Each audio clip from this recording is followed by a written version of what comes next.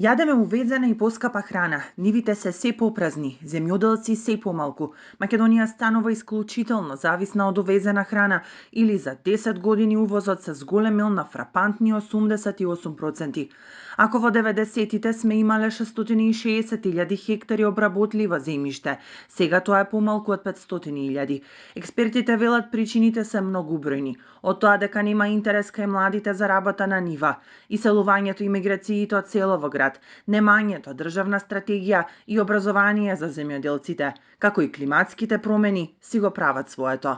Прво сме силно расцепкани. Тоа значи дека нашата просечна фарма е 2 хектара, што е премалку за да живееш од незе.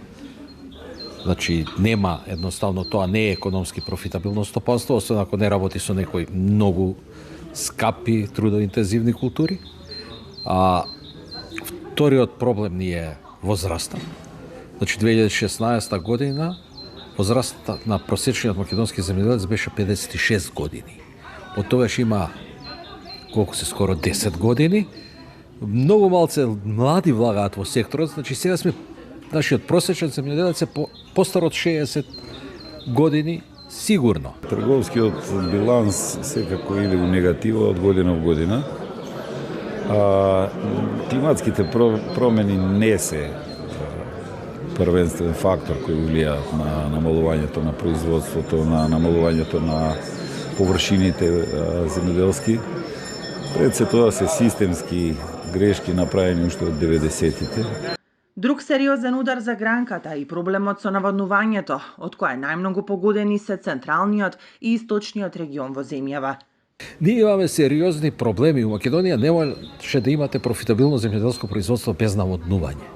Автоматски вашето производство е поскапо него на некои наши соседи кои што произведуваат без наводнување. Ние не сме поконкурентни од нив, бидејќи имаме плюс една адаптацијска мерка, бидејќи сме морале да изградиме 100 и кусур илјади системи за наводнување. Тоа кошта, нашето земјоделство е поскапо. Имаме вода, да, има Македонија доволно вода за сите намени. Тоа е точно. Меѓутоа, имаме лоша просторна и временска дистрибуција.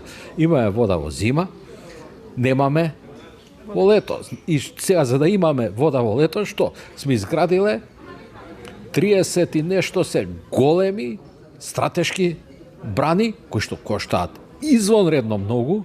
Според статистичките податоци, годишно како држава трошиме стотици милиони евра за увоз на странски земјоделски производи. Учеството на аграрот во бруто домашниот производ се намалува, а сумата за субвенции се зголемува. Годинава на фантастични 102 милиони евра.